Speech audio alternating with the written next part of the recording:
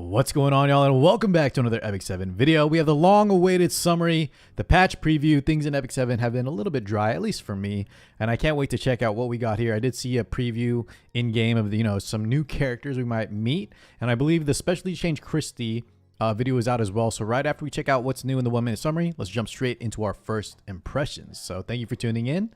Let's check it out. All right, so what do we got here? We have the new side story for Byblis, who I believe is a Katie sister. They revealed it in the Medellin summary that we got a couple months back. Let me know, guys, in the comments if I'm right on that. I believe, though, that was a Katie sister. There's Silvertide Christy. She looks so good, in my opinion. And then we have a Moonlight Theater featuring the newest ML5 this week. And quick update for y'all. I won't be pulling for Ludwig. I know I might have fun with him, but he's really just not my playstyle. I'm not the biggest Ludwig fan either, and even though I have enough mystics to guarantee get him, even if I pitied, he's just really not my character. So apologies, but I won't be doing any honest review for him. If you do decide to pull for Ludwig, though, good luck, and hopefully he is pretty powerful here. But let's keep watching. What else do we got? Anything else? Arena schedule and Guild War schedule. Is that it? Okay, so not too much, but at least we get a new character. I'm assuming she's going to be limited as well, just to fit that quota by the end of the year. And then we have SC Christie as well, but Eerie Night in the Secret Garden. Okay. So she's going to be an Ice Ranger, a sharp-tongued lady with a mysterious smile, tasked with taking care of the beautiful garden. And if you guys missed out on her preview a while back, not really a preview, but they kind of showed her. Her animation for skill 3 was actually her dropping like this chandelier, whatever this fixture is on the ceiling. She like breaks it and it falls, and it looks like it hits it hits all targets, right? It looked like a wide area of effect. So let's see what her artifact is, because you usually show the artifacts here. So old gardening shears. Wait, who is this? That's not a Katie's, is it? Anyways, after using an attack I think it is. After using an attack that targets all enemies. Okay, so it is AoE, except for basic skill. Okay. Has a 60% chance to inflict a random debuff on the target for 1 turn, and has a 100% chance to grant stealth to the caster for 1 turn as well. She was a ranger, correct? I believe. Yeah, ranger. Okay. So maybe they're trying to, since it has a stealth effect, they're trying to get other artifacts that are ranger oriented to compete with Guiding Light, because Guiding Light is like one of the best ranger artifacts to have. And on top of that, I think we can get some info on Byblis. I don't want to, guess too much here, but it does seem like she's going to be a fast ranger debuffer, probably an opener. Newsflash, we've had a million of these already. They're some of the strongest kind of archetypes in Epic 7. So I'm assuming Byblis will be no exception there. Probably faster base speed, will be built very fast. Will open the battlefield with an AoE S3 that who knows what it's going to do, on top of adding additional debuffs if she's on the artifact, and then she'll go into stealth as well. Okay, well, if this does indeed end up being her best in slot artifact, guys, it does show here this is red, right? Meaning you have to level this up. So this could be a pretty whaley artifact, or you need a lot of copies if you plan to run this and want that guaranteed chance to go into stealth. But let's not predict too much. She'll be coming out here very soon, and we can just watch her video. I'm going to skip over the Christy part, gentlemen, because we're going to watch her video standalone. So let's keep going from here. We have the Moonlight Theater with Ludwig. Okay. Good luck, guys, again. If you do indeed plan to summon, here's the Arena Oath season happening already on 12/11 Monday. Anything else? Oh, okay. Level 88 immunity set. Quick note, guys, I see a lot of players, maybe new players or returning players, or just players that don't play a lot of PvP, sort of undervalue immunity or think it's garbage, and I totally get why.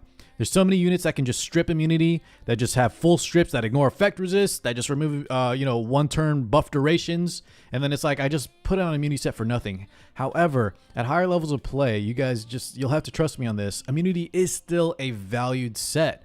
It does get weaker as more and more units can bypass it, but it is still very powerful. So don't, a lot of top players swear by this set on certain units. It's not for everybody, but I do think some of y'all still need to reevaluate. And if the nice thing about Epic 7 is, though, a lot of 2-piece sets. Look at Abyssal Fiend, for example. You don't need immunity on her. Some people run crit. Some people run like a health set or defense set. There's a lot of more viable options nowadays. But I just wanted to take a quick word that anyone that thinks this sucks now, immunity is definitely not a bad set. It's actually, for some units, best in slot. Okay. Remember, guys, always ignore these banners for the most part, unless they're your favorite unit. Save for probably Byblis. I think she's going to be limited, and we'll find out soon. So December 14th and her artifact. All right. Mystic Summontation for Ludwig. Once again, good luck, guys, and come meet me over on the SC Christy video. All right, guys, here we go. Let's check it out. Simple. Diligent preparation and review. Okay, voice sounds good. I love the sprite. I'll try my best. Okay, I like that animation. You'll be dealt with by the law. She has the other Dragon Knights popping the other 3 stars. Rumors began circulating among the Wintenberg Dragon Knights about Christie's potential departure to Lafundos. It's funny how Says Upon says that. hearing these rumors, Helen and Melanie rushed to her side, where they tried various strategies to persuade her not to leave. When they learned how determined Christy was to join the Lafundos Knights, however, the girls decided to respect her decision. Sprite and looks good. pledged Walk their animation looks unwavering great. support, promising to always cheer for their friend. Okay, let's see the skills. After completing her specialty change, Silvertide Christy's original You know, skill let's 3 pause and just watch here, guys, so we can take it at our own pace, like I usually do. So her special change skill is changing from Hymn of Courage to Dragon Knight's Cheer. I'm kind of familiar with this unit, but I haven't built her myself just yet. But I love this archetype. My understanding, guys, and we're going to find out fully together here what she's all about, is Special Change Christy used to be a knight that you could use to sort of protect your backline.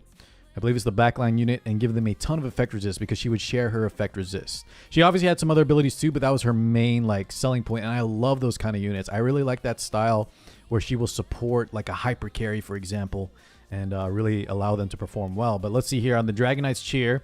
So she has an AoE attack up.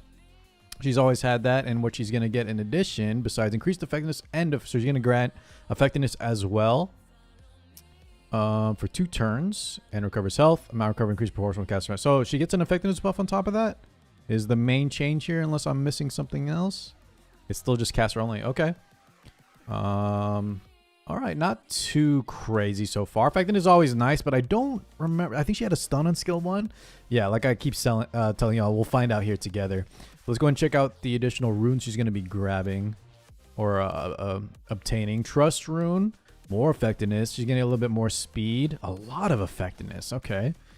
Kind of strange. Prosperity rune. Increases defense of the ally in the back row by 15%. I love this. This is going to be really, really nice. Guard rune. The caster receives 5 or percentage of damage suffered by the ally in the back row in their place. When more than 1 damage of sharing effect is granted, only the strongest effect is applied. Okay. So this is what, 20%? So it's going to be like an Aureus sharing effect, right? Which means we can swap an artifact instead. All right, interesting, interesting. I like the guard rune. Going to give us some versatility in our options. And here we go. Here's another skill tree change. Oath Shield. This is the skill 2. So after being attacked when the caster does not have a debuff, increases combat readiness of the caster and the ally in the back row by 15%. Can be activated once per turn. At the start of the first battle, increases effect resist of the ally in the back row by 50% of the caster's effect resist. Right. This effect does not change after it is activated, and this effect is dispelled only when the ally in the back row is defeated.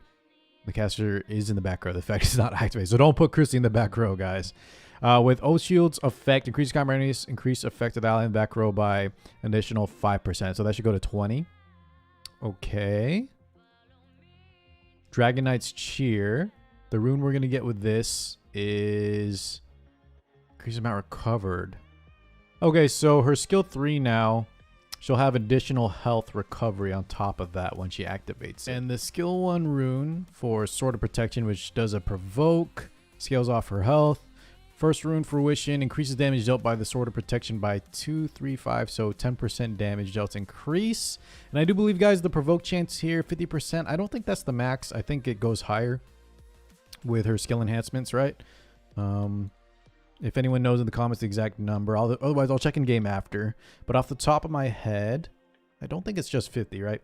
Harvest rune, when using Sword of Protection, if the caster does not have a debuff, has a 20, 30, 100% chance to recover health of the caster by 5%. Okay, so more sustain whenever she uses her skill 1. That's always nice.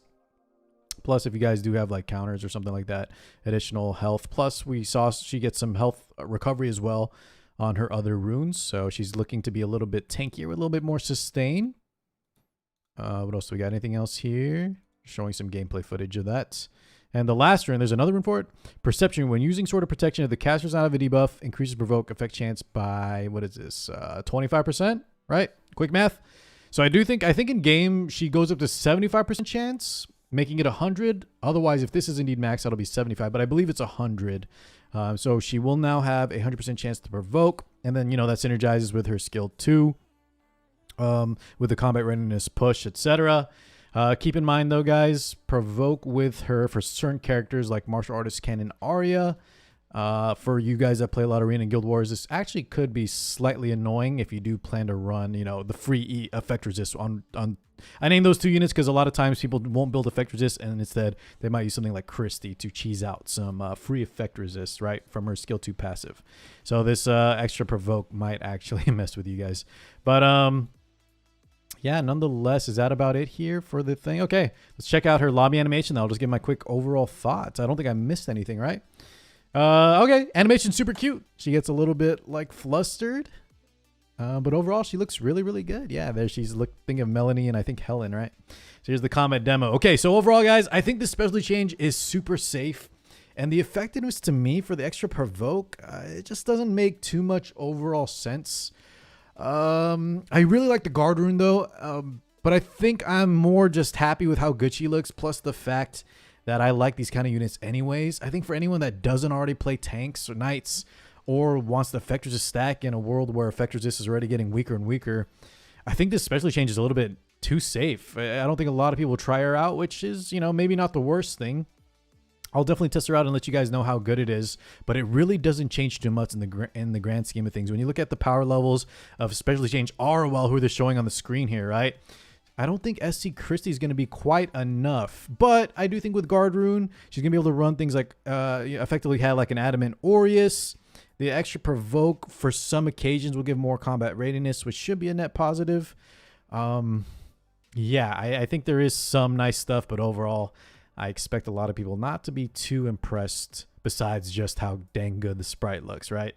Her Smilegate always kills it on the art, but in terms of gameplay, I think they're a little bit out of touch with the effectiveness. It makes no sense to me.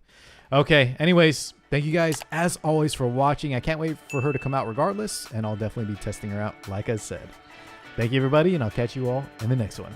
Peace out, guys.